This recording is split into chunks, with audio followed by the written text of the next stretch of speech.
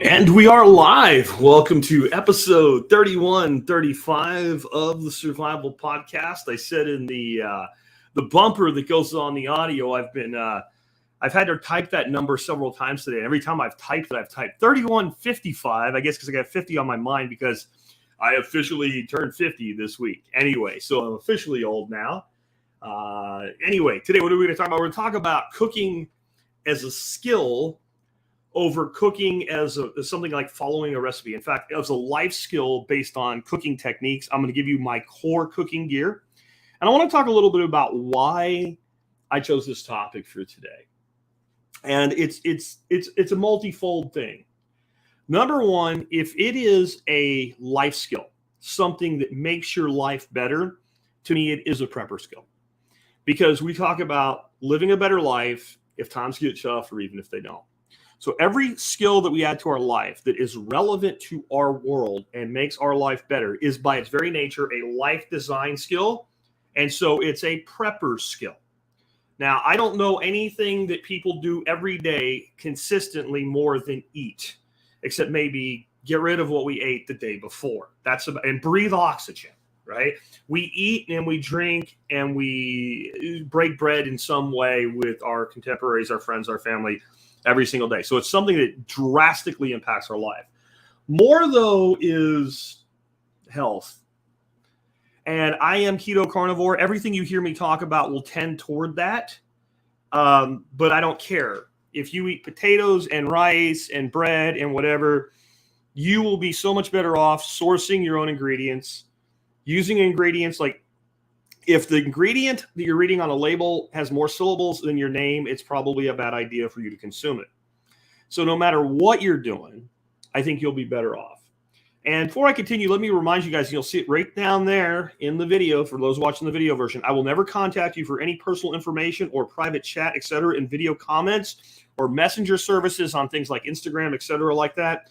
There are tons of people out there impersonating me, trying to scam people. I do not have backup accounts. That's not a thing. Anybody that contacts you, follows you, whatever, and pretends to be me, assume it's not me. If it is me, I won't be upset. If you want to contact me for any kind of back channel communications, email is the way to go. It has been for 14 years, and it will never change. I do not believe in using those services because places like YouTube, Facebook, etc., they don't care about you. They don't care about you. They don't effing care about you. And because of that, they do not provide a way for people like me to be verified. And they don't provide a way to stop people like that from preying on you. So never, ever trust it, ever. Anyway, so back to the health thoughts. I've noticed something about the most unhealthy people in our society. The people that are the most overweight, the people that have the most chronic health conditions. And here's the commonalities. They eat a lot of food from restaurants.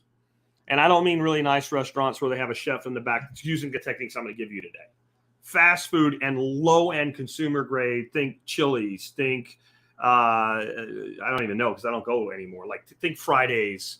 I'm trying to think of one other place now and it won't come to me, but Applebee's, right? Like they go to places like that all the time or down from there. Like going out for really good food is like Chick-fil-A, which I'm not even picking on Chick-fil-A. Like if you're going to eat fast food, it's probably that and maybe like Taco Cabana is about as good as you're going to do, right? Or Chipotle, right?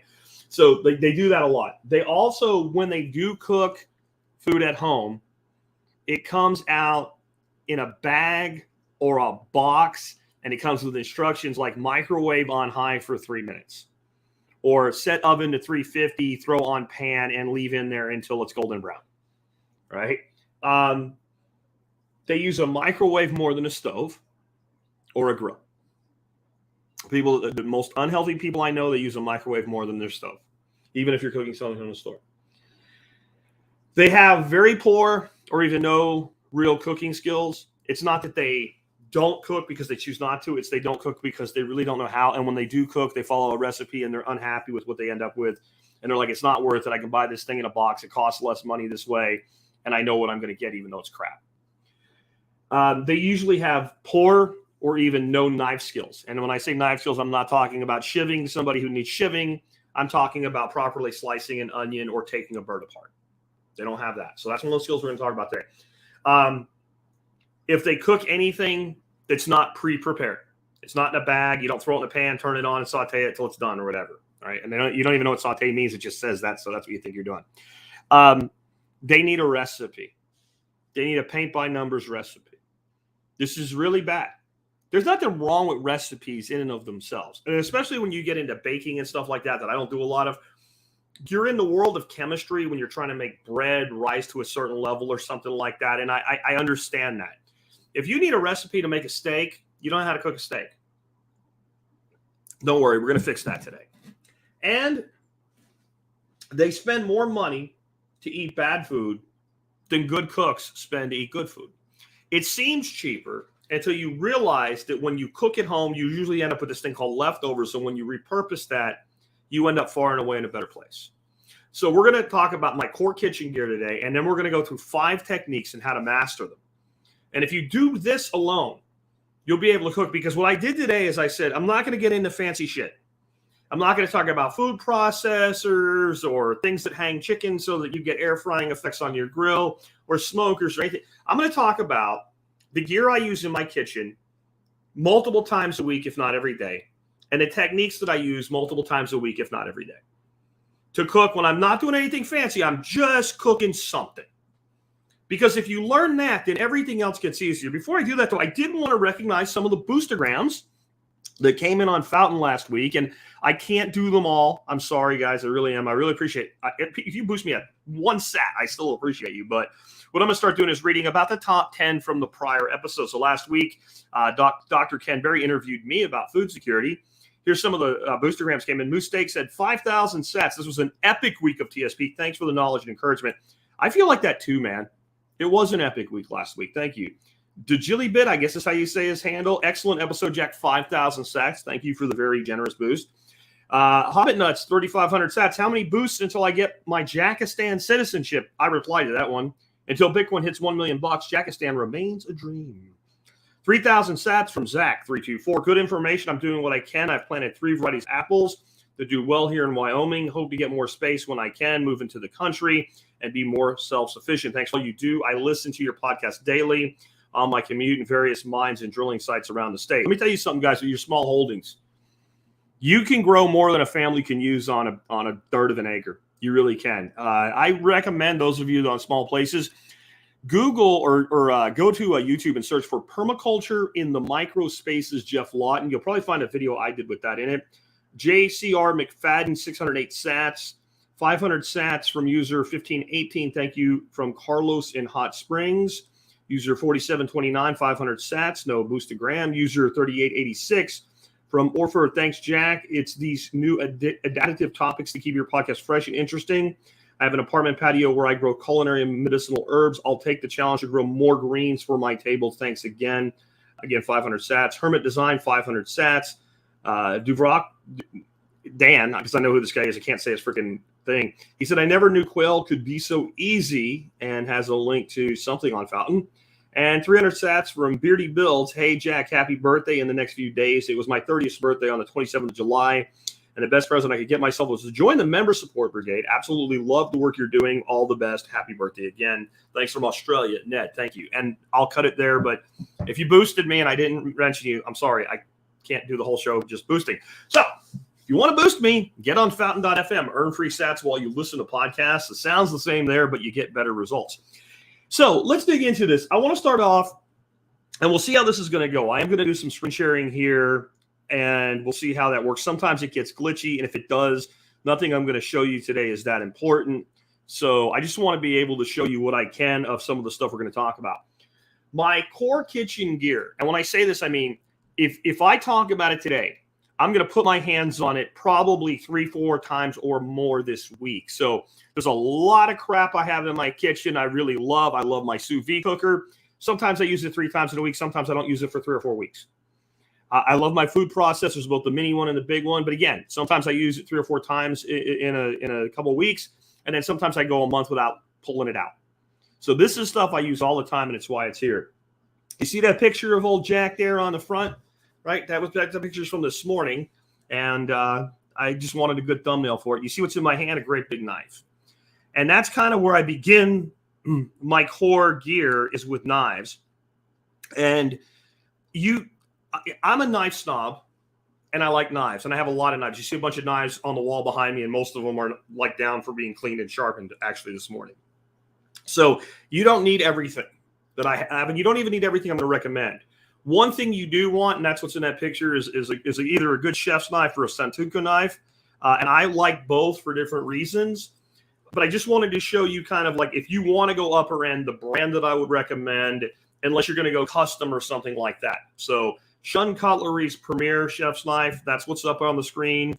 I love these knives. They're beautiful. I own all three of the knives that I have linked there for you. I love kind of the Damascus treatment, but it's actually a laminate steel. But you don't need this. You don't need this, and you can go to the show notes and you can look up the other two knives.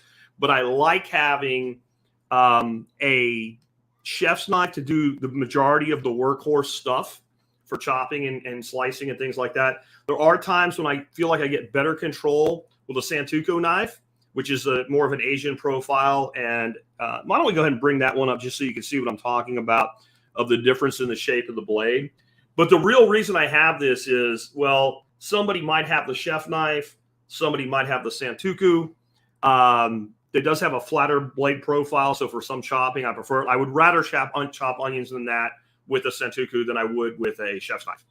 But I could do it with either. But that means if somebody has the other knife, I still have a great all-around dual-purpose knife. So if you don't have the money and you want to go higher end, I would get one or the other, and you can always add the other one later. One thing I will always want to have is a good small frame paring knife. This is the one that I have from Shun. Again, it's $135 for a relatively small knife, but it's top end. But I wanted to give you guys a reality check here with you don't have to have super expensive knives. This is an Amazon basic set, their Amazon premium cutlery set. This entire set is $67. And you can see last purchase, I bought this in 2019. I bought it for my nephew who was in law school at the time, and he was really learning to cook, and I found out all his knives were garbage. These are very well made. About the only thing in the set that when I looked at it, I didn't really love was the shears. The kitchen shears, not so great. But it'll give you, all the basic blade profiles that you really need, and it gives you a great, decent set of steak knives. So I am the kind of person, I don't want to be in a realm where I don't have good quality knives, because it is the tool you're going to reach for. You're going to trim excess off of a chicken. If you got excess fat on the outside, you want to trim it before you pound it out and you cook a breast. You're going to reach for it to chop that garlic up. What I really insist on is making sure that you keep your knife sharp. So I recommend you have a good sharpening steel. I have one I recommend in those notes. I'm not going to bring it up on the screen. You can go look it up for yourself and learn to use a sharpening steel. And a sharpening steel is really not a sharpening steel. It's a stay sharp steel. So we don't ever let the blade get dull, and then all we need is a steel. If the blade gets dull, we need to use a true sharpener. And I have different sharpeners on the website you can look up. But the Ken Onion belt sharpener is about $100, and it's probably the best thing for a home person to do their own knives with if you take your time and to learn to use it, or you're putting it on a stone or a diamond steel or something like that. A regular butcher steel, all we're doing is we're keeping that blade sharp. And if that means whenever you use the knife, if you learn to use a steel and you run it on the steel, either away from you or towards you, depending on what you're comfortable with, and away from you is probably better, then you'll keep that knife sharp, and it will seldom actually need to truly be sharpened. Or at least you'll lengthen your time in between, because all you're really doing is truing up the edge. And we're going to take good care of the edge by using proper technique and proper tools. Next up, you got to cook, right? So now you need a pan. Lodge carbon steel 12-inch pan. I have a whole write-up on them, but if you take good care of them, they come pretty well seasoned to begin with, so things don't stick. Don't try to do anything fancy with them. People have tried to mill them. They take brushes on the end, like metal brushes on the end of a drill, and try to mill them down smooth. Leave it alone. Leave it alone. Cook with it. Take good care of it. And that means whenever you're done cooking, don't let it sit there. You get done cooking, hit it with some cold water. Basically, you're doing a deglaze as a clean. Get it cleaned off. Get yourself a ringer. I have a link to that. It's just a little piece of chainmail. and just throw some salt in the pan and scrub out the pan almost immediately. Wipe the pan out with a paper towel. That would be your minimum you do at the end. Go sit down, have your meal, come back, make sure it's cleaned out well. Don't worry, no soap, no detergents. It's a pan. You're going to heat it up. Nothing bad's going to happen to your food because it got contaminated with some kind of bacteria when you're going to put it on the stove and heat it up. Okay? Give it a light wiping with oil then. Heat it back up till that oil just begins to smoke. Shut it off, set it on the back, and you're going to be good. I'll tell you something else about these carbon steel pans. If you go put them in the oven, this does not apply. If you cook a long time, this doesn't apply. Everybody's afraid of the handle. Please be careful. But in general, when I'm doing sauteing, cooking, even cooking steaks, the end of that handle never gets too hot for me to handle. Now, you be careful with that, but I also do love the thought that we take a big old hunk of meat, depending on what we're cooking. We can sear both sides of it, have the oven set the temperature already, throw a thermometer in it, take that pan straight into the oven to finish.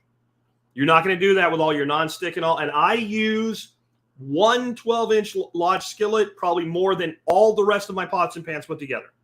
I use the same one every day over and over, and every time I use it, it gets better. So I really recommend that is the core. An 8-inch is nice for size. I actually have two 12s. I have a 10, and I have an 8, and I have a big old 15 double-handled one that's kind of like a paella pan. And Jim's asking a question here that I usually wait till the end. So he says his Lodge skillet is domed. Is that normal? No, it's not. And I'm going to tell you the number one reason it happens, and people say that they didn't do it, but you probably did. When you heat up a pan and it's empty, it gets very hot very fast, and you need to keep an eye on it. And you can warp it with heating it too fast. People say they came that way.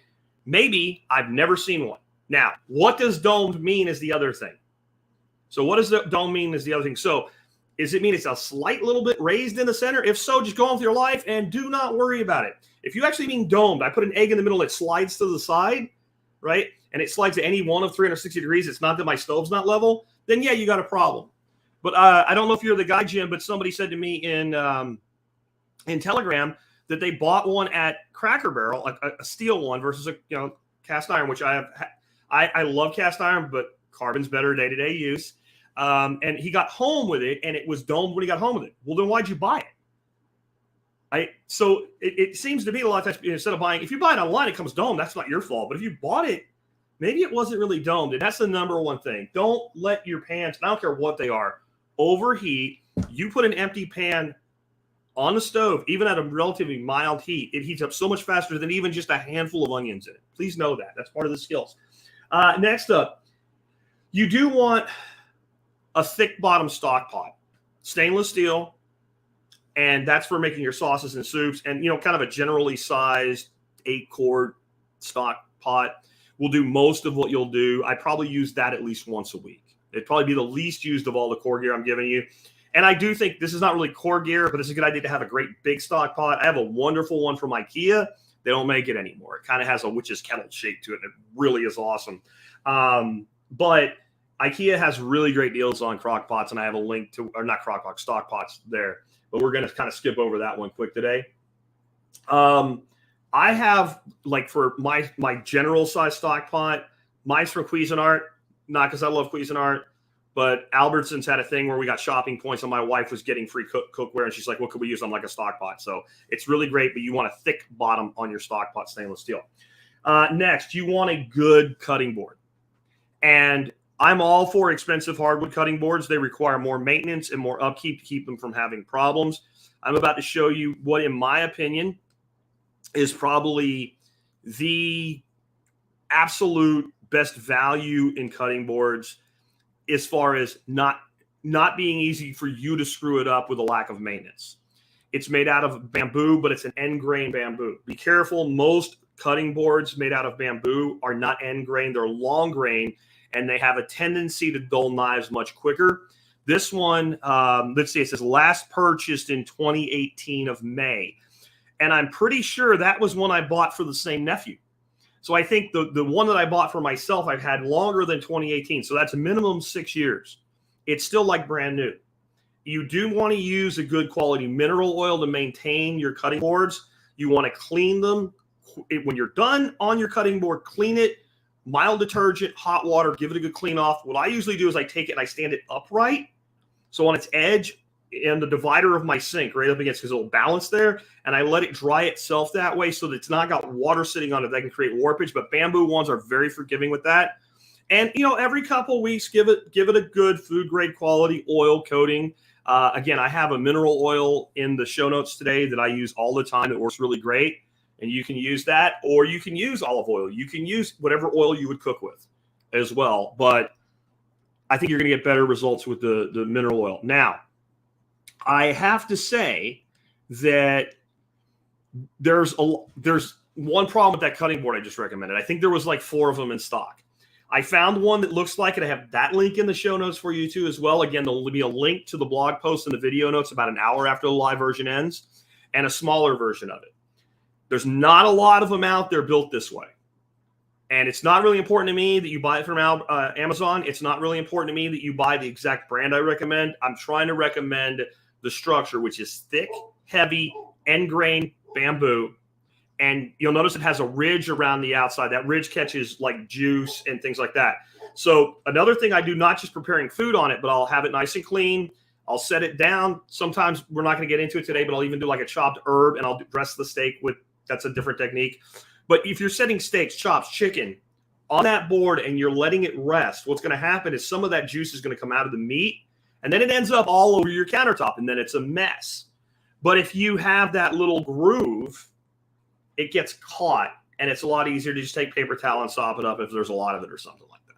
So I like the juice groove, end grain, and then I have some beautiful, don't think I'm crapping on hardwood. I have some custom-made hardwood cutting boards. But for the workhorse that's I tell you what to do, but you're not always going to do it, the bamboo ones like that, those things will last forever. You have to truly abuse them for them to get warp separation, things like that. And the best made hardwood ones, you don't take care of it, it will not take care of you. Next up, I want you to make sure that you have a good spatula. I'm actually going to show this one. I know it seems like a little thing, but if you're going to cook with carbon steel and you're going to cook with cast iron, this is the spatula that you want. And I don't know if it's in stock or not. It goes out of stock a lot. But it's made by Dexter Russell, and the edges are rounded. And what happens is when you have almost every spatula I've ever tried, and you're cooking with metal cookware, and that you don't have rounded corners and you don't have a rounded edge. It's sharp. And when you go to scrape material off of the pan, or you go to like slide under an egg that's maybe sticking a little bit or something like that, you literally feel it catching and cutting into, so it's metal on metal cutting. And that's not what you want when you're trying to, over time, as you keep using your cast iron or your carbon steel cookware, you're trying to create a polymer. So you're constantly cutting into that polymer. This came from Paul Wheaton. It is literally the best spatula I've ever used. It is totally worth a couple extra bucks. I have 3 of them so that when one's in the dishwasher or something like that, I can find it. I don't like it to go in the dishwasher. To me, if it has wood on it, it doesn't belong in a dishwasher, but I have grandkids and they end up there anyway. Sometimes I forget to because we have a saying in cooking called mise en mise. It's a French saying. It means everything in its place. And so you should have everything ready to go, but there's times I throw a thing in a skillet like, damn, so I bought 2 extra ones, so I can always find one in seconds if I do that to myself. That's how much I like this particular spatula. So just some thoughts on that. Kitchen shears, I have a link for that for you guys. Fiskars, they're like $8, best ones in the market today. With kitchen shears, you want shears. They must come apart. They must not fall apart when you're using them. They need micro serration so that they will equally cut well herbs and stuff like that you're trimming up for a salad, and break a chicken down and cut the backbone out of a chicken. If it won't do that, I won't have them. The best ones ever made were made by a company called Red Yennywear. They don't make them anymore. Fiskars is a good second choice. I have a link to that. A simple mortar and pestle. Let me pull up the one that I have. I think this is one of these things that a lot of people, everybody wants like some giant, heavy-duty, badass mortar and pestle, molcajete or something like that. Again, I like stuff like that. I have a great, big, beautiful lava rock version for making salsas and stuff like that. But a simple little one of any size. It can be wood. It can be marble. I don't care. Mine's olive wood. I really just think I like things that look cool. And the olive wood is just a gorgeous wood. It's very hard. It lasts forever. Mainly, I'm using this for things like I'm going to do an herb rub, and I'm going to do like rosemary and thyme. And the dried rosemary leaves they're long needles, and I want more of a grind. And I'm not making a bunch of it. I don't want to throw it in a coffee grinder or something like that. Or maybe I'm breaking up some peppercorns that I want coarse, or I'm doing something with cumin, whole seed, or something like that. Drop that stuff in there. Rosemary and thyme is a perfect example. You throw a teaspoon of rosemary and thyme in that, and you just kind of pop it a little bit and grind it around. You get a beautiful rub. So you get an herbed rub. So we take a steak, we take that rosemary, thyme, and black pepper. We crank the black pepper out of our pepper mill.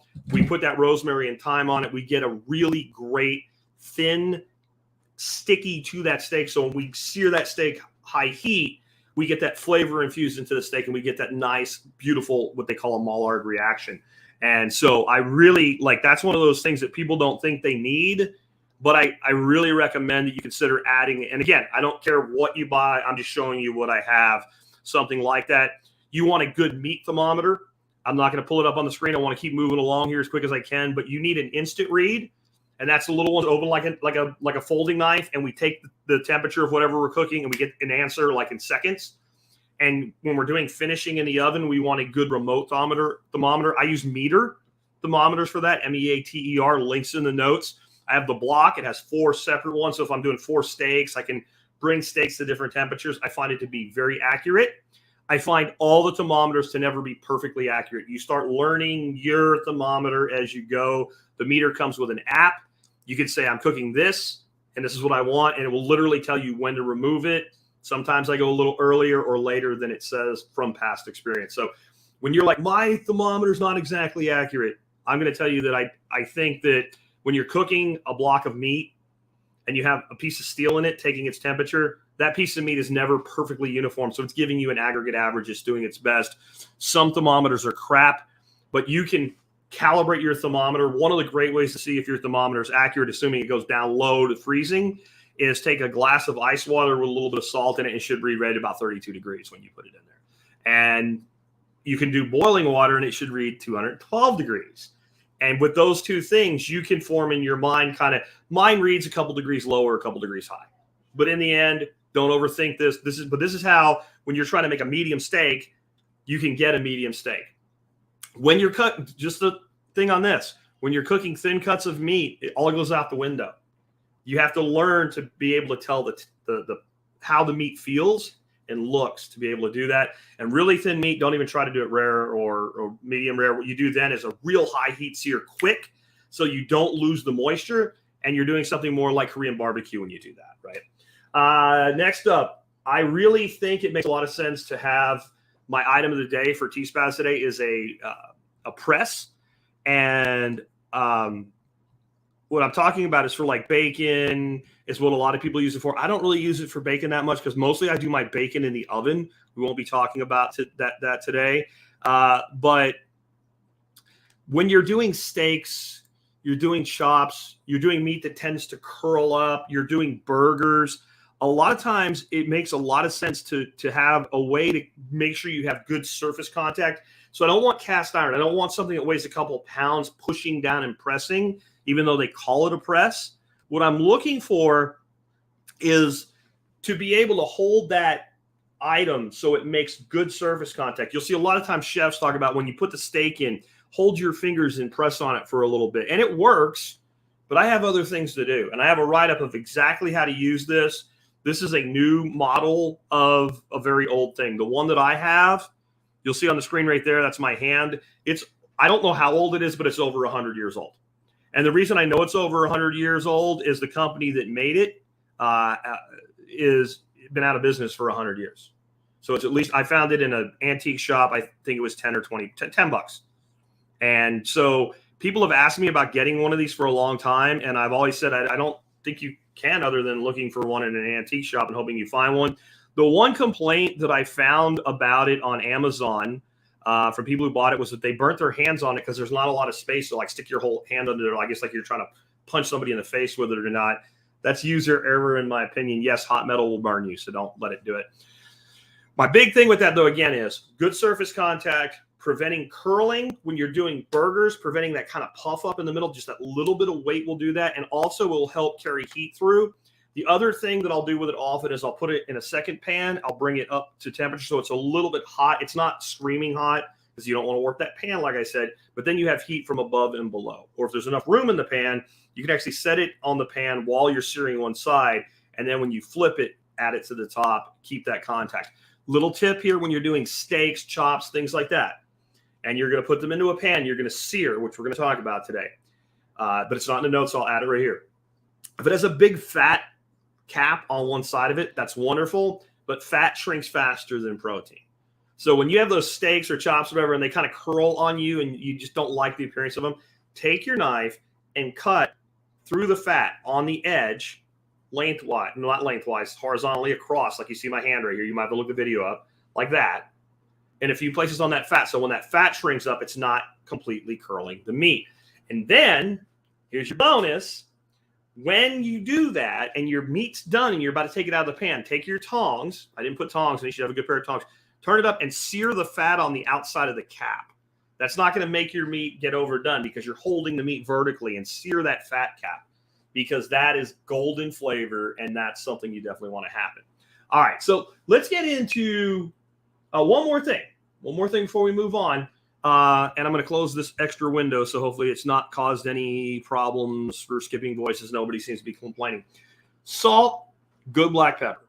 I'm all about the rosemary, the thyme, the cumin, the paprika, smoked paprika. Like, my spice rack is insane, the amount of seasoning spices. Rosso Minute seasoning. Like, I love all of it. I use sumac as a seasoning, right?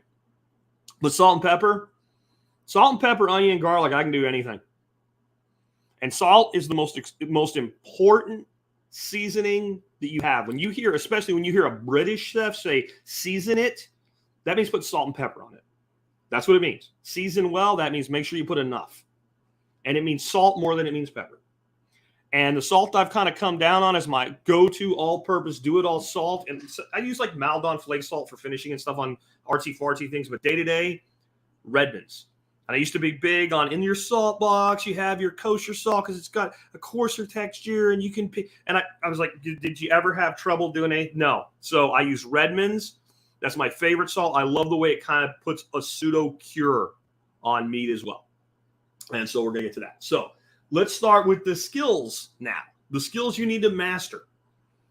And if you master these, you really don't need recipes anymore unless you're baking some kind of artsy-fartsy thing or you're doing some kind of special presentation or something like that. If you come to my house and you hand me a meat and a vegetable, I can cook it. 2 vegetables and a meat. 2 vegetables, a meat, and mushrooms. And you give me no instructions. I'll make it delicious because I'm going to focus on techniques. And the first technique, and the place that most people are the weakest, is knife skills.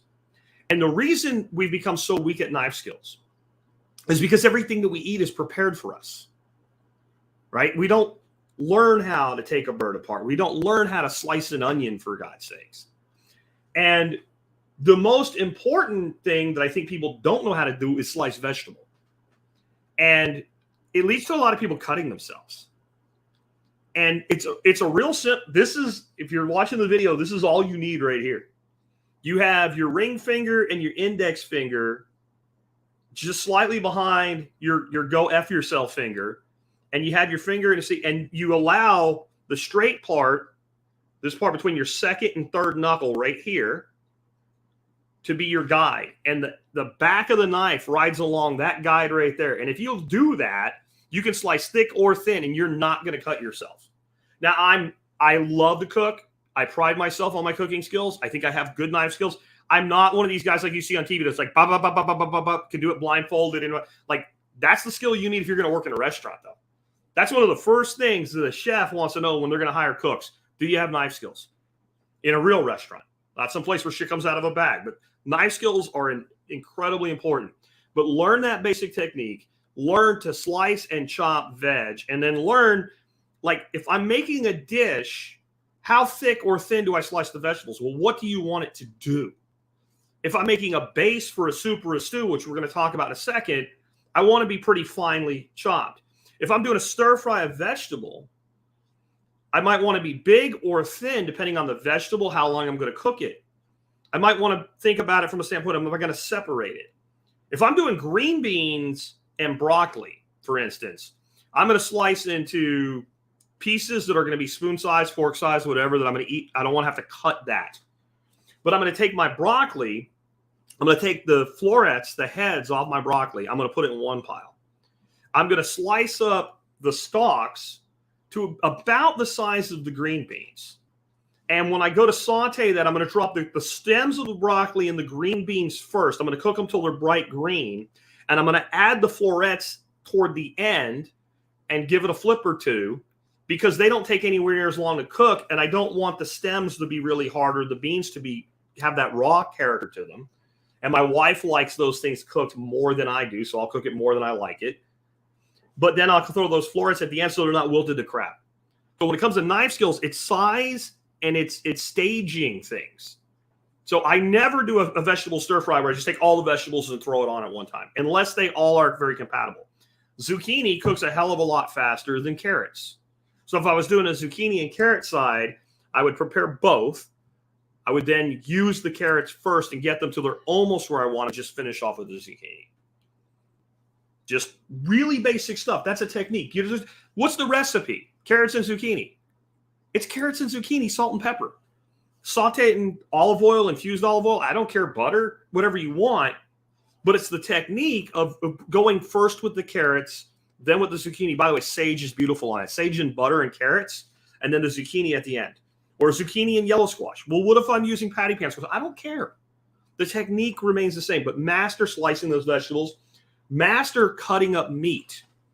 Like, you need to look at a piece of meat, think about what you're doing it, how long you're cooking it, how tender it is, and do I actually want to add texture to it, or do I want to make it more tender? Because the way we slice meat can do all of that. Can't tell you how many times, and I've seen it in restaurants. Flank steak for fajitas.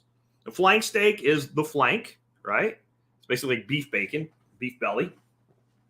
And it's a fairly tough muscle because it gets a lot of work, but it actually can be quite tender. And you get this big long strip, and which way does your grain go? It goes across, it goes across the long dimension, it goes across the short dimension. So it just has this beautiful vein in it. And then what do? They cut it along with the grain. So you got the long grain. And now when you go to eat your fajita, what happens? It's not that it's tough. It's that the grain is that way. You pull the whole piece of meat out of the fajita. So how do you slice it? Whether you're slicing it before or after you cook it, you go across that grain. And then when you bite into it, you're pulling that grain apart. So there's times when maybe we have something tender. We actually want to kind of go the other way with it because we want a little more tooth to it because we're going to cook it hot and fast and it's not going to get tough. Sometimes we have a piece of meat and we're like, that would be beautiful to cook that big giant chunk of meat low and slow, or to even like sear and finish in the oven. I don't have time today. So then maybe I'm going to take that big, beautiful ribeye. I'm going to cut it thin, and I'm going to cut it across the grain, like on an angle downward, really thin. I'm going to give it a marinade. That thing's going to hit the frying pan, and it's going to come out. Like, it's going to be so thin that it hits, flip it once, and it's done. It might even get a sear on it if I'm really hot. It's going to be delicious. It's not going to dry it out. And if you cook the meat to the same doneness as a whole steak, you'd be like, you've sinned against me. So I'm big on the whole medium to rare thing for me. And I push my wife more and more toward, at least, can we just get you down to a medium rare? But it doesn't mean that every piece of meat needs to be pink. And so learning the knife skills to deal with a piece of meat, like I said, when it comes to a steak or a chop with a big, giant end on it, big cap, I don't want to cut that off. But I might want to go in there and actually score it in hashes. I might go on an angle against the edge and then go on a back angle against the edge. Now that piece of meat, when that fat starts to shrink, that fat can give some. It's not going to curl that ribeye or that beautiful pork chop up. But now, when I take that and I take my tongs and I sear that off, I'm going to get a beautiful fat rendering and a beautiful fat crisping just because I put a little bit of texture in it. If I'm going to do a duck breast, you bet your butt I'm going to pull 3 lines across the skin of that breast. I want to go into the fat, not into the duck. And I'm going to connect the ends of them. I'm going to come back with cross hatches. And I'm going to sear that. And that's going to render out that duck fat beautifully. It's going to make that skin crisp up. I'm not going to know how to cook a duck breast today, but that's that's a knife skill. And you also want to learn how to take birds apart. Most of you guys, if you're going to learn how to take primals apart, so that's when we buy like a big cut of beef and we're going to break it down into steaks or chops or something like that, you're going to learn that skill separately. There's not a lot of buying of primals in grocery stores and butcher shops today. There just isn't. You can get some, but overall you won't. But every place has whole chickens and whole gooses and whole ducks if they sell gooses and ducks. And many of us, we raise our own. And so we have this whole chicken or this whole goose or this whole duck. And learn to break that animal down, learn where the joints are. You should be able to take a leg quarter of a chicken, a goose, a duck, a turkey. And you should be able to separate the leg from the thigh with any knife without dulling it, without going through bone. You're going right through that joint, but there's a way to do it. And you almost have to experience it to be able to do that. When you're doing wings and you're going to break the wing down instead of cook the wing whole, you take the kind of the drumette and you have the wing so it's going up, down, and the wing is pointing up at the end. And you take that and you push down on it, and that'll make that wingtip extend, and that knife will go right through that wingtip. That wingtip comes off. Flip it over and go right through the joint between the second and the third joint of the drumette and the middle piece of the wing. That should cut like that. What do you do with those wing tips? What do you do with them, guys? Do you throw them away? I guess if you feed them to your dogs, you can do that. What I do, I throw them all in Ziploc bags until they collect up, and I use them when I make stock because they have a lot of gelatin in them. So always be thinking, what can I do with this extra piece? I'd much rather have a few whole chickens and break them down myself than parts, even if I was going to break them down apart and not do a whole roast chicken. So learn to take those birds apart. So if you learn those basic knife skills, slicing meat, slicing veg, and breaking down birds, you're ahead of 90% of people in America today. It's sad, but it's true. Next up is searing meat. And this is something that I see people struggle with all the time. They're trying to get that good brown on their meat, and they can't. And the most basic thing you can do to get a good sear on your meat is that meat, when it goes into the pan, should be bone dry. That means that we take, if it's, I didn't have time to do any pre-work on it, I just have to cook and I want to get sear, paper towel and just literally push on it and get every bit of moisture off that you can. You're trying to take that piece of meat, go down on the hot steel and get what's called a Maillard reaction. There's actually some little bits of sugar in the protein in meat, and you're actually causing it to caramelize. That's what's making that happen. If there's any moisture in there, even though you can't see it, you're basically steaming or boiling. And so just think of it, if you put a 1/4 inch of water in the pan and then tried to sear a pork chop, you know damn well it's not going to sear. That little tiny bead of moisture separating the pan and that surface, I don't care what you do. And the other thing that can do that is oil or grease. So when you take your pan and you put a whole glug of olive oil in it like that, and then you drop meat that's also got some moisture content in it, it's going to be really hard to get a sear. So you want to use as little oil, grease, fat on the initial sear anyway as you can. And often that means none. If you take care of your pans the way I said, which is we clean them, we oil them, we wipe them off, we heat them till they just begin to smoke. There's a little bit of oil there. And so you'll need none or just a drizzle of oil to get that initial sear. Then if you want to cook with more fat, you can. Use butter. It'll turn color, but it's because you're scorching the butter. With butter, if I'm going to use butter, I like to use it at the end. If I'm going to cook with butter, I like to use ghee, which means the solids are removed, so it's a much clean cooker, more cooking fat. The next thing, though, is if you have the time and you want to get a great sear on your meat, salt and or add your herbs and seasoning the day before or at least the morning of. So what I like to do when I have time, when we pre-plan, we'll take the steak out, we'll let it defrost in the refrigerator, and the day before or the morning of, I'll take that steak out, I'll blot it off with a paper towel, do the same thing with pork, even chicken, all the same thing. And I'll salt it at minimum. Sometimes I'll add the other seasonings. A lot of times I only salt it. I'll take it and put it on a sheet tray so it doesn't drip down into it and make nastiness and cross-contaminate. And I'll set it uncovered on a cooling rack. So this is like a little, square, looks like a little screen. And it sits right inside a half tray, which is your pan that goes in your oven to bake things. And so that way the air can circulate around it. And about halfway through the day, flip it over because the bottom will be more moist than the top. What's going to happen? Now, you don't over salt it, but don't be afraid to put some salt on it when you do this. That meat will start to get sticky. It'll start to get sticky as the moisture gets pulled out of it and the salt gets pulled into it. And you'll watch the texture change. And if you use the red salt, it will get a deeper, if it's a red meat, it'll get deeper red. It looks beautiful. It starts to break down the muscle fibers. It makes it more tender, but then you can go back with your pepper. Let's say I want to do an herbed crust. So I'll take something like, and I don't have it in the show notes. I'll try to remember to add it to you. Lowry's seasoning pepper. It doesn't make any sense why this stuff's so good, but it's delicious, and it makes a great herb crust. So Lowry's herb seasoned pepper, Lowry's seasoned pepper, and then you grind up the thyme and the rosemary in your mortar and pestle. You make a mix of that, and you sprinkle it on. Let it sit for about an hour more before you put it into the pan and cook it. And you'll get this amazing herb crust. I've done that same herb crust with sous vide, but we're not going to get that into that today. But the last time I made that herb crust that way, and I did sous vide lamb, I think, and my buddy David and his wife Mona were over. And when I brought it out and I served it to them, he just said to her after he took a couple bites, he said, "Did you see that crust he put on it?" Right? Like it's an impactful thing. And it's because there's a little bit of sugar in that seasoned pepper. Don't worry, it's not going to blow your diet or anything. It's not enough relative to the whole. But sometimes a little bit of sugar adds to that caramelization, that Maillard reaction. Next, let it come up to temperature for about an hour before you put it in the pan if you have time. I'm not saying you have to do this. I'm saying your results will be better. So what I do is I'll have that steak seasoned, salted, whatever in the refrigerator. Sometimes it's just salt and pepper. I don't always go that extra mile with herbs and stuff like that. Sometimes salt, pepper, garlic powder. It's whatever you feel. Onion powder is a great thing to add to an herb rub like that. But whatever it is, take it out of the refrigerator.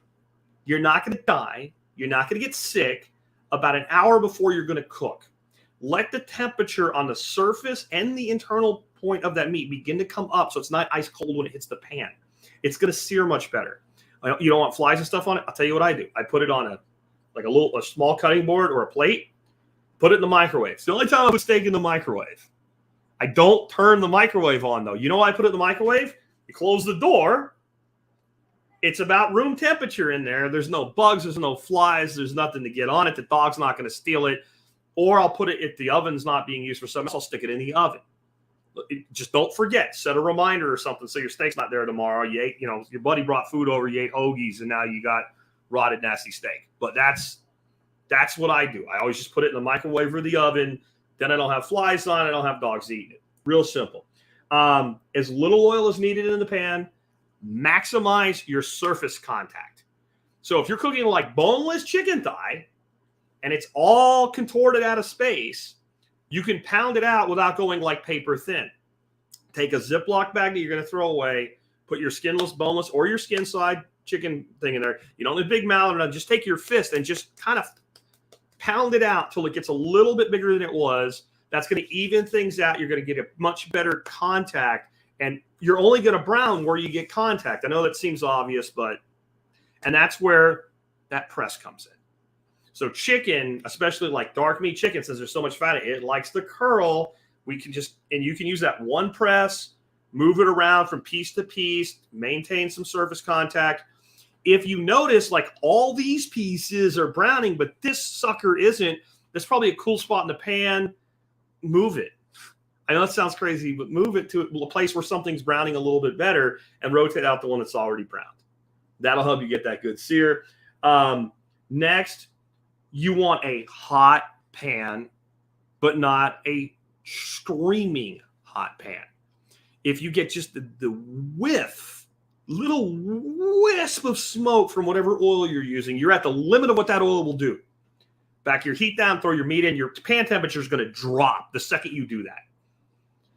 If you're going to do this, then you have to be paying attention. If you're not, bring your oil to shimmering and go. If you really want to take the pan to like the limit of what you can do with that oil before you start to break it down and ruin it, you can take it to that whiff of smoke point, and immediately you'll bring the temperature down when you start cooking. This is all so much easier, by the way, guys, if you own a gas range. If you own electric, induction, glass top, whatever, you're going to have to adapt and do the best you can. But if I didn't have a propane tank for my stove, I would have had one installed because I like to cook and it's that good. If nothing else, then I would get like the Camp Chef stove I recommend or something like that. So when you really want to use gas, you can. It is night and day difference. You're not going to go to a high-end restaurant, go in the back and see the chefs using an electric range. I'm not saying you suck if you have one. And Jake Robbins says, griddle. I have a Blackstone and I love it. And I love it. And we're going to do a show on Blackstone cooking in a future, Jake. You're damn right. Okay. And then don't crowd your pan. Let's say that you have 8 pieces of chicken to cook.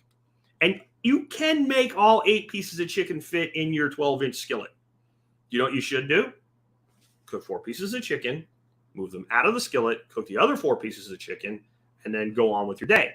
If you're going to do something where you're going to like sear the chicken and then finish it in the oven, it's totally cool. Sear it, put it into a separate plate, bowl, whatever, cutting board, sear the second batch, put it back in and finish it together. That's fine. But during searing, don't crowd. You should probably use no more than about 60% of the surface area, because what happens is moisture starts coming out of that food, and then the food itself holds the moisture in, and now you're steaming, boiling instead of searing. If you do that, you will get incredible results with your searing. Your searing will get so much better overnight. You'll be like, wow, it was always that easy. The last tip, assuming you're not crowding the pan, when you turn meat, don't turn it over where it is. Turn it from an area you're using to an area that you weren't using. Because when you turn it, you're taking the cold side of the meat and you're taking the pan that's already had the heat going into the meat, and it's already lower temperature. So if you took one of the little thermal guns I recommend by E-Tech City, and you take the temperature of your pan, you pull your meat off, and you take the temperature right next, it'll be a little bit lower. So turn over to an unused space. This is also great when you're searing on grills and griddles as well. Turn over to an unused space. That's why griddles are so great. There's so much space to work with. All right, moving on. Let's talk about making vegetable bases. This is a skill. We're not going to get into so much what you do with it today, other than we already talked about soups. But there's so many dishes that if I'm going to make a sauce or a soup or anything beyond just cooking the meat, I'm going to start with a base. Some of the most famous ones are like mirepoix. Mirepoix is the classic French: onion, celery, and carrot. The Holy Trinity, which is basically the kind of French Creole, Louisiana, New Orleans version of the mirepoix, which is onions, celery, and sweet peppers. There's various sofritos. There's tons of different vegetable bases that we'll start with. So if they say use the mirepoix, you're going to use, if classic, equal amounts: 1/3 white onion, 1/3 carrot, 1/3 celery. And if you're like, well, what if I don't have white onion? What if I have yellow onion? Use the yellow onion. What if you have red onion? I don't know. Try it. See how it comes out, right? But you're creating an aromatic blend. And when you're doing a mirepoix, sofrito, whatever, this is my rules. 1, use some salt. At least a little bit of salt, because it helps pull moisture from the vegetable. And so there's where you go with that. If you're doing something where you really are trying to bring sweetness, caramelization, whatever, to your onions, you may or may not do your onions first and then your rest of your vegetables second. Usually you can do it all together, but it depends. If you're doing onions and it's not really a sofrito or mirepoix, you're just doing onions as a base, same thing. Take your time. Bring the temperature up enough that we're getting a good saute, but let's not burn or scorch. If it says to caramelize vegetables, that does not mean cook them till they're brown as quickly as you can. It means cook them slowly until they turn brown. What we're doing is we're actually concentrating the sugars. The sugars come out and coat the outside of the vegetable, and it literally is caramelizing, the same as you would if you make caramel candy. You basically take sugar and water, and you keep boiling it at a slow boil until the sugar caramelizes. It is the same exact technique we're doing with vegetables. There's sugar in the vegetable. We're bringing it to a caramelization. So take your time. Next, if you're going to use garlic, garlic has a lot of sugar, a lot of flavor. And if you do that with garlic, you tend to scorch it no matter how hard you try not to. So if something's like onions and garlic, but you're supposed to caramelize the onions, get the onions almost there, add your garlic at the end, and go on with the rest of your recipe or procedure, whatever it is you're doing. Use as little oil as you can in the pan. You don't need a lot of oil to do this. Usually a teaspoon to a tablespoon of like an olive oil, or I use lard and beef tallow a lot with this because I like to use animal fats. Avocado oil, what have you. I like to use oils that are healthy oils. Seed oils are not healthy oils. Don't use them. Next, deglaze in the end. No matter what whose recipe you're following, whatever, use something to deglaze. Use white wine, sherry, use chicken stock, use water. When you make something like this, there's going to be little bits and pieces of it stuck to the bottom. That's money. That's flavor. Color is flavor. All right. So by hitting it with a deglaze and then take your, whatever you're cooking with, if you're in cast iron, you're probably using like a cast iron or carbon steel. I'm going to use something like a spatula I showed you. When I do this with like a stainless steel stock pot, if I'm making a base in that, I generally use basically a wooden spatula, and I'll just use that and I'll kind of push. And if anything's gotten stuck on the top, you turn your pan and use the deglazing liquid to get all of that stuck off your pan instead of cooking it on there if you're going to cook the rest of the way, and it ends up really hard to clean later, and you also lost the flavor. So always deglaze, and then understand that, like, let's say you're cooking something. It says deglaze with white wine. You don't have any white wine. What do? Use chicken stock, use beer, use something. What do you use? What do you substitute? What are you making? Think about the flavor profile. If I'm doing something with chicken and it's going to be kind of lighter fare, I probably don't want to deglaze with an IPA or a stout. But a light beer, that'd be fine, right? Or apple cider, like a hard cider, or chicken stock, or beef. Beef would be richer, so deglaze with stock. If you have nothing else, deglaze with water. Don't think you're going to destroy something, because most of the flavor is in the thing that you just did. That's why we did it, right? Next, if you want to do a sear and oven finish, I think this is a fantastic thing to learn how to do. So we already talked about searing. Searing and oven finishing is going to be for things like poultry, especially dark meat that can handle it, thicker cuts of meat. But let's just talk about it from the standpoint of, we got this beautiful ribeye, and I'm not cooking it out on the grill because it's 1,000 degrees outside like it is right now. I'm not going to sous vide it because I don't feel like it. And if I cook that thing in a pan and I leave it in that pan that long, I'm literally going to just blacken the outsides of both sides of it because it's so thick. I need to get heat throughout it. So I'm going to go through and do everything we already said, and I'm going to get a good sear. Do not do this and then turn the oven on. Whatever temperature you're going to have your oven to finish, go ahead, and I already know where this is going to go, so let's go ahead and block users, because Selfie Queen is not someone who really needs to be here, because I know where that's going. Anyway, so we're going to have that oven. Let's say 350 is going to be our finishing temperature of the oven. That oven needs to be preheated before I even turn the pan on, or at least damn close. And I'm going to sear my meat, have the oven at temperature, and I'm going to go from the stovetop. As soon as I get my sear on one side and get my sear about halfway to where I want it on the other, without flipping that meat, I'm going to take that pan, I'm going to go straight in the oven. When you do that, there's three ways you can know you're done this. You could have done that steak on that oven at that temperature in that pan so many times that it's going to take 10 minutes. And you'll get there. Most people are not going to be able to do that. Another way is you're going to take it out and you're going to dick around with it. And you're going to do the old, you can actually use your fingers. So if you push right here on your hand, right by your pinky or your palm, right here, down here, that's going to be rare. And then as you touch your fingers, it gets like this one, that's like medium, and then medium well, and like that. You can do that. And then you're going to let a lot of heat out of your oven. You're going to disrupt your cooking process. Or you're going to open it up. You're going to take an instant read temperature on it, and you're going to aim for, 138, whatever it is, whatever temperature you want your meat at. That's better because it's fast. It's you open the oven, you stick it in, don't burn your hand. Okay, I'm at 130. I need to let it go, and we'll get to resting and the fact that temperatures come up in just a second.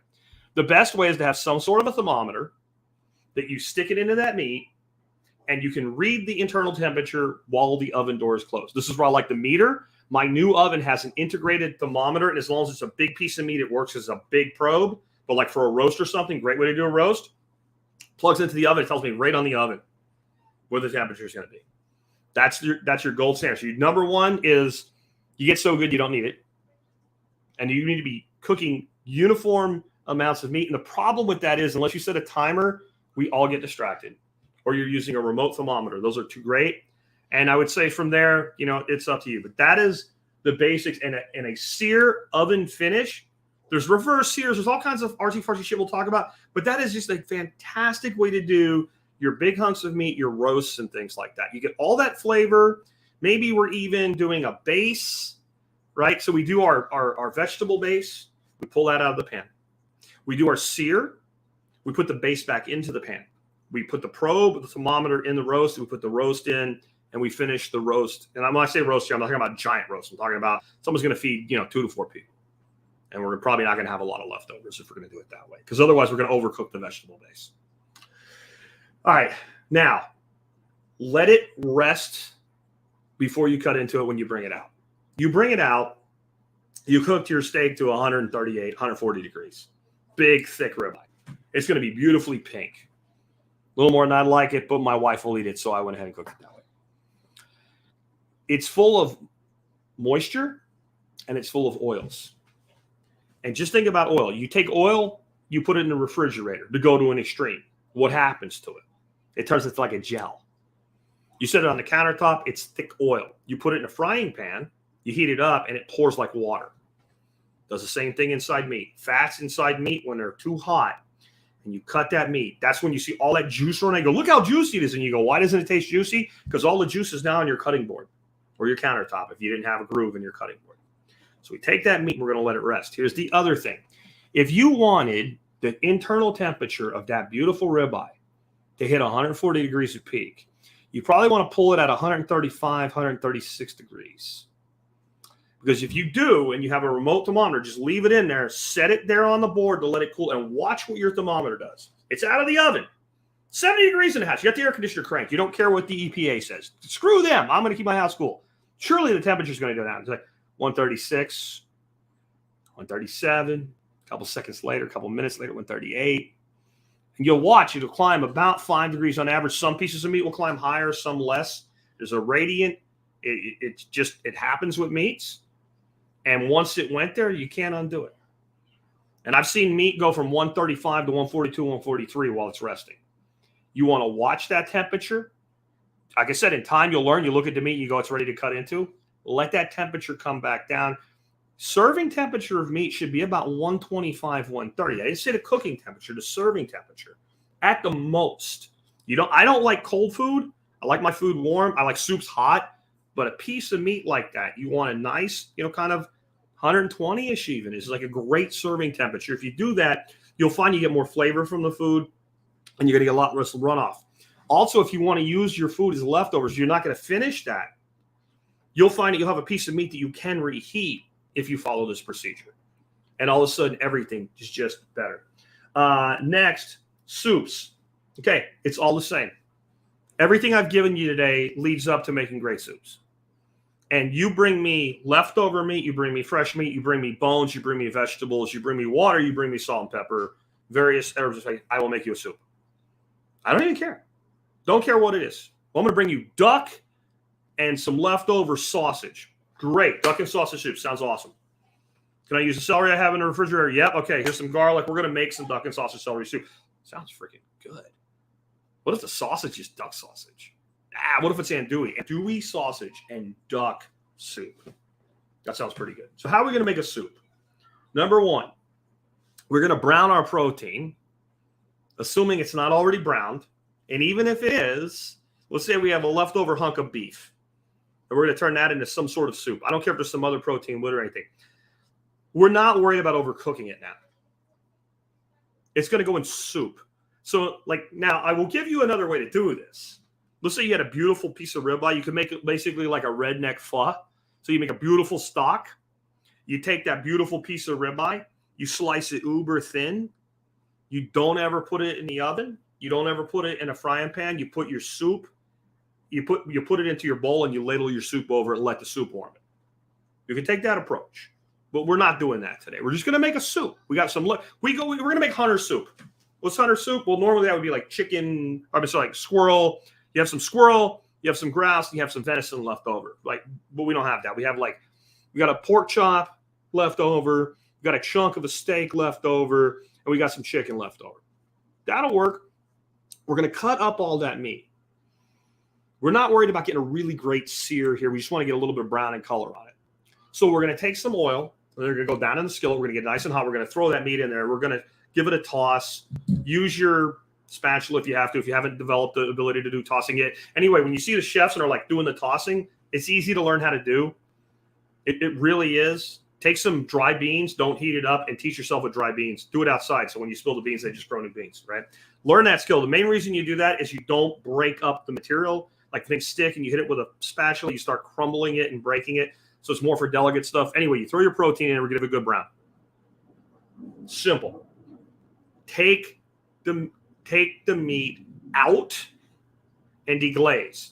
If you're making it, you're going to use chicken stock. Use chicken stock to deglaze. Use white wine. I don't care. Deglaze it. So we're going to hit it, and we're going to break loose all the good bits and kind of cook down the glaze a little bit. Add all your vegetables that are going to be long-term vegetables, not finishing vegetables. So your base, your mirepoix, your carrot, celery, and onion. Add that. Cook it till it begins to caramelize and brown. Take your time with this. This is the difference between Campbell's and beautiful soup, right? So we're going to cook that. And this can be just leftovers. It'll amaze you what you can come up with. Return the protein, give it a bit of a stir, and then add the amount of liquid you think you need to make a soup after it reduces from simmering. You can always add more, so don't add too much. A few cups, 4 cups, 6 cups. I don't know. It depends on how much you have, how much soup you want to make. Do you want a thin soup so it's mostly broth? Do you want a soup that's more like broth on top of meat and vegetables? It's up to you. And simmer until your veg is soft and your meat is tender. And this is an interesting thing. A lot of times meat that was tender the night before, once you start to cook it in liquid like this, it'll go from tender to tough, and we're going to simmer it like slow cooking back around till it's tender again, till it's tender to the fork. Now, we could have soup right there. We could be done. Salt and pepper to taste all along the way. Always be salting, but be careful, because as you reduce liquid, the intensity of salt increases. When you get a reduction, no salt goes out in the steam. So here's a great way. I do this with my wife all the time when we're cooking something new to get her more of a culinary intuition. We'll get a couple shot glasses, and we're a sauce, a soup, anything. When you get to that point where you've added the liquid and you're beginning the reduction, take a spoon and fill up one of the shot glasses with the broth. Okay, set it to the side and taste it right then. And say to yourself, does this need more salt? And withhold the temptation to do it, but remember the taste. Finish your reduction when you're going to do the next step. Fill up another shot glass, let it cool down, and taste them side by side. This is how you start to become, I don't need to measure anymore. I've done this before. Think about how many things in your life, you just do it. You don't second guess yourself. You're like, I did this a million times. Think about how many things at work, if you had a job, the first time you did it, you had to really focus and go, I don't want to screw this up. And now you're talking to 3 people and you're doing it. You're not even thinking about it. It's just a peripheral thing that has to get done. If you do things like this, you start to get that intuition. Like when you taste it, you go, it seems like it needs a little salt. Oh, wait, I'll try it later. Or I know that's going to need some more salt. Let's go ahead and do it now. Right? So do this. Do this way. Try that the next time you do anything that's going to reduce. So you've got your soup. You've simmered. The meat is tender. You've done your reduction. This is where you add your finishing. So if you were going to do a soup and you wanted it to be like a cream soup, you're going to add some heavy cream to it, which is beautiful, right? Now, after it's done almost, we're going to maybe we reduce it a little bit more, concentrate that cream, but we're going to do it now. We're not going to put cream in at the beginning. If we want to do some fresh herbs, maybe we're going to do some parsley and cilantro and fresh thyme, not our dried thyme. It's more our base herb that's carrying through. We want to do that right at the end. If we want to do something like arugula in a soup and create a bite contrast with that nuttiness of the arugula, you cook arugula through that soup the whole time. There's nothing left of it. Or spinach, less flavor of the arugula, same thing. We're going to hit that right at the end. In fact, a lot of fresh herbs would be really good at, like I said, with the steak or the leftover meat. Put the herbs in a bowl and later the soup over it. Let just the heat of the broth simmer into them, and then a little bit of fresh on top. Green onion would be another thing. I would add green onion at the end, or I would do it as an add-on, an accoutrement when you serve, even just to yourself. Now, here's the thing about doing this. This is easier than it sounds. I can make soup without even thinking, and I can do it with anything. But it actually is all the other skills put together. You've learned knife skills. You've learned how to sear meat. You've learned how to make a vegetable base. And maybe some of that meat's coming from a sear and finish in the oven. And now you have these leftovers. And this is what happens. Back when Dorothy still had a W-2 job, she would take food into her office. She was a nurse. And she would be eating this food that was leftovers that I had prepared for her. And the other people she worked for would say, wow, that's really great food, man. Jack must be doing really good. Must be nice. Shit like that. And she'd sit there and look at the crap they're eating. They were going down to the hospital cafeteria, and they were eating something that was no better than going to McDonald's. There was more money in that cheeseburger and fries or whatever the hell they were eating. They were spending more money to eat that garbage. And these were nurses working in a hospital telling people to keep their health up. Then she had into these leftovers that we made. And this sounds complicated. It's not. None of this is complicated. None of this is hard. And so what I encourage you to do in your walk as a cook for yourself is, number one, when you watch TV and you're watching these guys they're great chefs. There's a lot of bullshit in there. Gordon Ramsay's a nice dude, man. He is not the guy flipping out on people you see, or a Jamie Oliver, or any of these guys, Guy Fieri, Bobby Flay, whatever. You see these people cooking, the competition. If you watch that stuff, and I do, I really enjoy it. I know there's BS in it, but I still like. Don't watch what they're doing. Watch how they do it. Watch how they do it. The technique is what you focus on. And there's 100 other things I can tell you about. And we're going to do, like I said, kind of a loose series going through the rest of this year on different types of cooking. We'll do one on sous vide. We'll do one on Dutch oven. We'll do one on griddle. So there's at least 3 right there. And people say, well, you left this out. Like, of course I did. I'm 50 years old tomorrow, right? This is stuff I've learned. I started cooking like this when I was in like 6th grade, 5th grade. I'd go out and I'd get game or fish or something, and I wanted to cook it, and my parents didn't want to do it. My dad was a workaholic. My mom didn't know how to do it. She was a terrible cook. I wanted to eat this stuff. My grandparents, my one grandparent was Italian. She was really good at making pastas and stuff like that, but not really anything else. My other grandmother, like if it was meat, she cooked it till it was dead. Like she boiled it. Like she was old school, first generation Ukrainian. She was afraid we were going to get sick if you didn't cook meat all the way through. She took porterhouses and put them in a cast iron skillet with an inch of water and boiled them till the water was gone. Then threw a knob of butter and then browned the outside of it. It didn't taste bad, but it didn't taste like a porterhouse. So I had to learn this. So I learned by watching chefs cook on like PBS. That was the only cooking channels at the time. There were 4 stations: NBC, ABC, CBS, and PBS. That was it. So like watching like the Cajun chef, Justin Trudeau, or Paul Prudhomme, right? What was her name? I can't think of her name now. She's the most famous female cook. Julia Child, stuff like that. And I was always more interested in what they were doing as far as the how.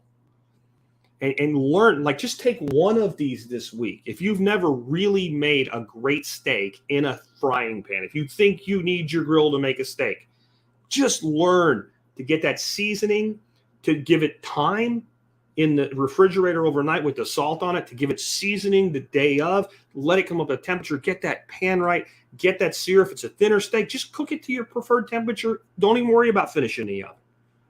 And then when you're done with that steak, while it's resting, take that, go to the side, deglaze that pan, throw some veg in it, just some random mixed vegetables. Cauliflower rice would be another great thing. Deglaze the pan, we buy cauliflower rice. They come in 4 1-pound pouches. It's like $8 organic at Costco. Take one of those pouches, defrost that because it's really dense when it's frozen into a chunk.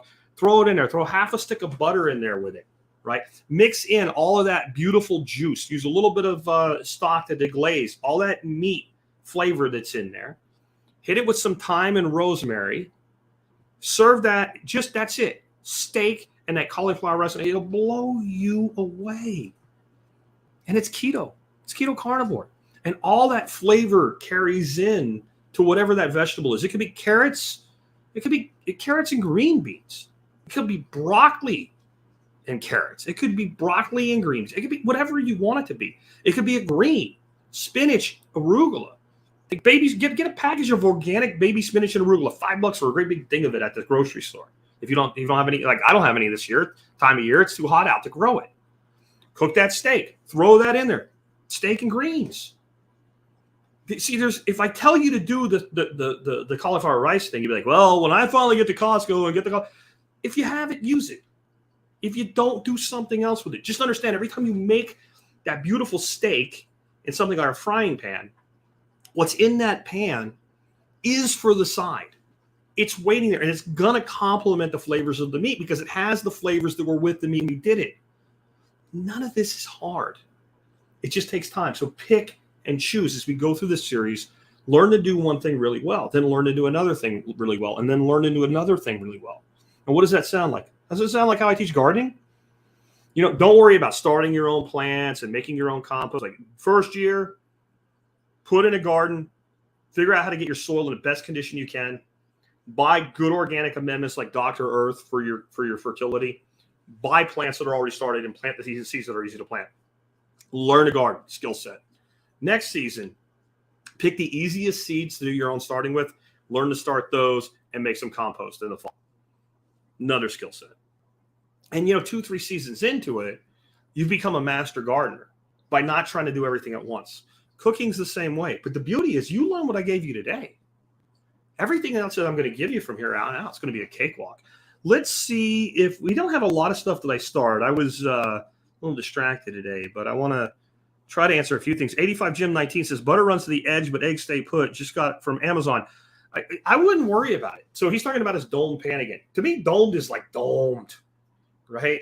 You're not going to have for, $30-$40, whatever a skillet costs, like a perfectly leveled, pristine, like surface, like you would, you run it science experiments on, like you run your 3D printer on it.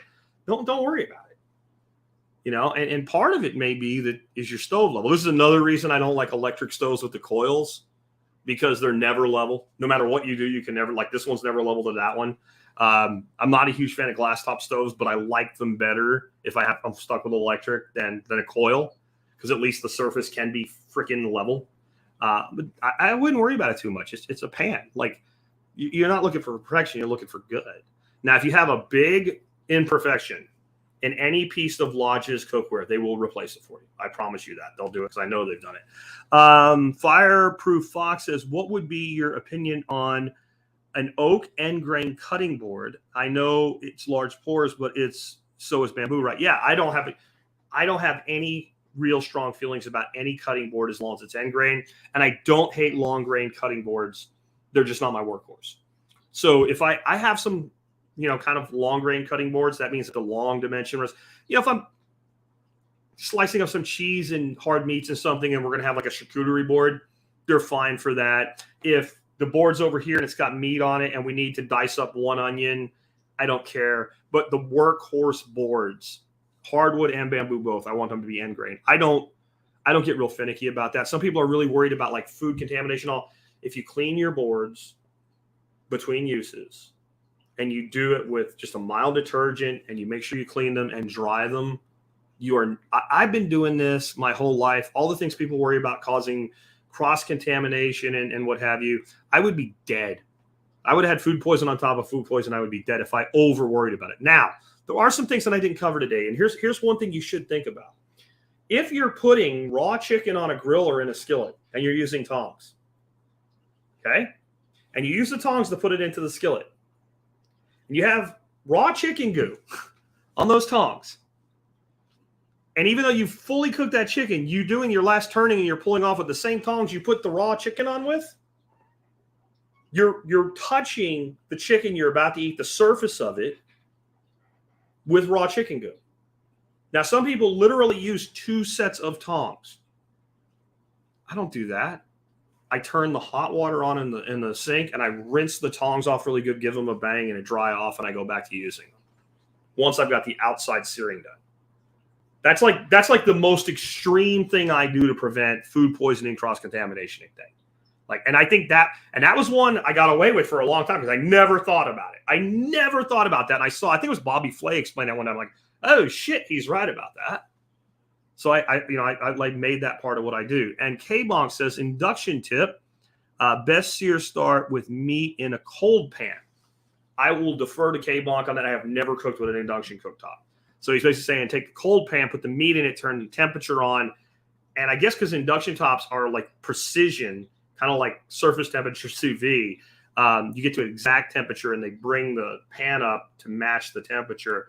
Maybe that works. I don't know. I've never tried that. So I'll defer and say that if that's you, then maybe that's what you want to do. SOMO2SS says, any idea how to combat a stove that burns too hot? Even on low, the stove gets the pan so hot my soups boil. Let me know if is that a gas stove or an electric stove? Because one of the big things that you can do is use a different burner. I mean, sometimes that's simple. And use a pan appropriate to the burner. That was something I was going to talk about with cookware today that I really didn't. But, if you have a great big pan and you're using one of your secondary burners and it's a much smaller burner, you're only heating the center of that pan, then you have cold on the outside. So you want to kind of try to use pans that sort of at least line up with either your flame ring or the size of your burner. But I'm not sure. So let me know, is that electric or is that gas? Because if it's electric, I don't know what you can really do about that. If it's gas, one of the things you always need to check with your gas range tops is they usually come configured to run on natural gas. And then each burner has a little orifice that the gas actually comes out of. And if you're going to run your gas range on propane, it's a different size orifice to get the same burn. So sometimes what will happen is you'll have the wrong gas to the wrong, especially if it's like a used range top. So you may need to contact the manufacturer and make sure you're running the proper orifices if you are doing a gas stove top and you're having that problem. And I'm not sure which way would cause the problem. But like when we got a beautiful stove recently, it was like my dream stove. And I required that the people I bought it from configure it for me when they installed it. I didn't want to have to mess with it after that. Rabbit cooking tips. Do what I said today. No, seriously, so rabbit, one of the things about rabbit is rabbit in a way is a lot like chicken. I don't mean the taste, right? So like you have different pieces and different sizes and you can cook a whole rabbit, but you're going to find you're much better off breaking a rabbit down to the 2 back leg quarters to 2 front leg quarters, taking like the ribs off and using that to make something like a stock, and then using the saddle, which would be the chops and like the loin, and using those as separate cooking things. My favorite way to do rabbit is actually my favorite way to do squirrel. And you don't just break it down, get your grill screaming hot, use a seasoning of your choice, salt, pepper, what have you. Freaking basic steak seasoning is great for this. Get your grill screaming hot, as hot as you can without breaking some, and sear all that meat on all sides. Put it into a foil pouch, drizzle it with, especially with like an infused olive oil, like a green pepper, like the green chilies, like a Hatch green chili infused olive oil. Just give it a drizzle of that, and then seal that foil pouch up really, really tight, and go indirect heat. So bring your heat down and go not over the heat, off to the side of the heat. Close the grill and let it just sit in there for about 30 minutes. Squirrel, rabbit, it'll blow you away. That would be one way. But that's a technique. Can you do that with chicken? Of course you can. And, white meat chicken won't be quite as good as dark meat chicken if you do that. Like, you can do chicken thighs, skin on chicken thighs, the way I just said to do that, blow you away. You want to take it another level, take your knife, go in the big piece side of the chicken thigh, down to the bone, but don't debone the whole thing. Thin slice some jalapenos, put them inside there, and then cook the exact same way with the jalapeno and garlic infused from the inside. How did I come up with that? It's just like, hey, you know what? Chicken and jalapeno and garlic, that sounds good. Be fearless. Be fearless. And the gentleman asking about the cooking too hot said the gas happens on all burners, and it's in the name of the stove, which is some French name I can't say right.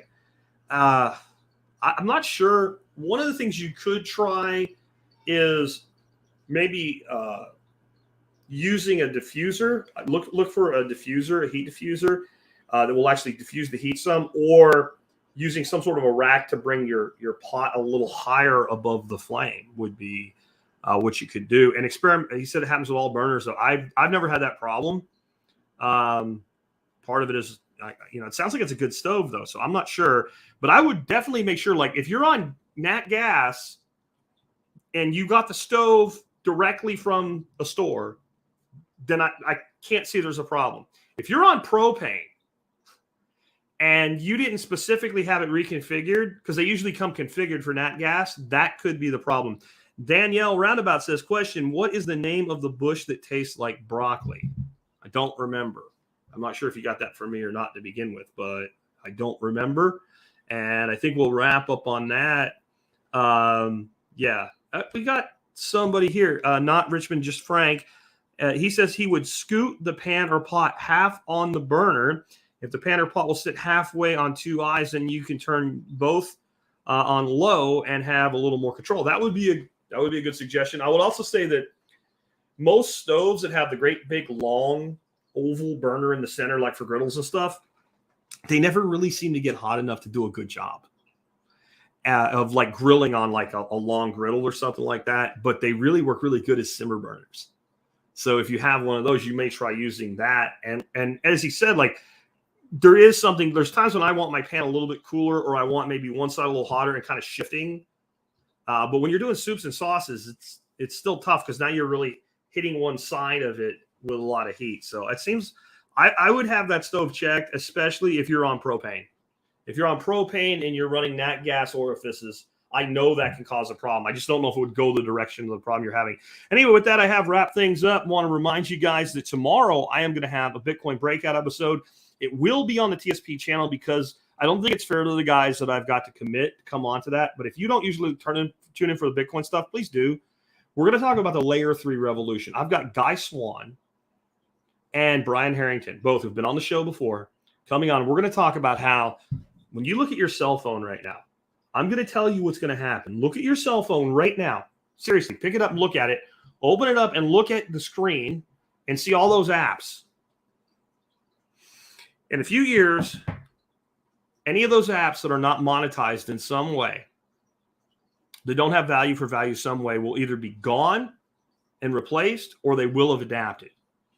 We're going to monetize everything. They're going to monetize your weather app because it will make it work better. They're going to monetize your traffic app because it's going to make it work better. Those of you using Fountain, you already are probably starting to get this, right? If on Waze you get, like, people rat the cops out, they're running a speed trap here. If you could reward the guy that told you that $1, would you? What if 1,000 people did it? Like, I just made it grand by ratting out the cops. We demonetized the state. Now think about every app. I want you to look at every app and say, how would I monetize this? With micropayments. Whether it be from the consumer to the producer or from one user to another. And then I want you to realize something.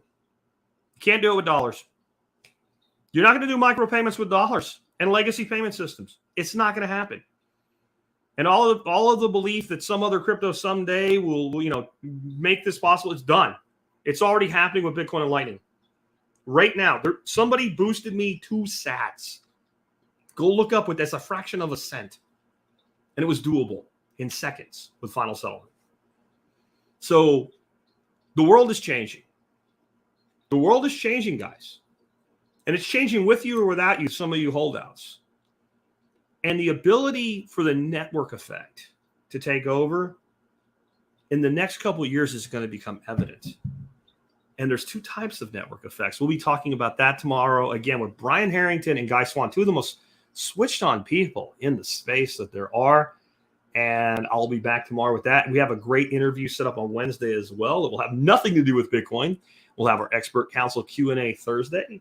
And Friday, I haven't decided yet. But I'm really thinking, after my conversation with Ken Berry last Friday, about taking another run at how awesome quail are as a homestead livestock animal, especially for those of you on smaller properties, because it really does provide a lot of solutions. I did a lot on them in the past, and I stopped keeping them because my wife won't eat them. And I don't really want to do all the work for one thing. And we have plenty of meat here. So, but man, if I were in If I were living on the property, when I started the show, I lived on a third of an acre in Arlington. If I was living on a property like that right now, you can bet I would be doing quail. So I think maybe we'll go over that again, because what a great production system. A production system for meat, eggs, and compost. As regenerative it gets if you do it right. So I'll think about it. You let me know if you want to hear about that. And with that, you guys have a great day.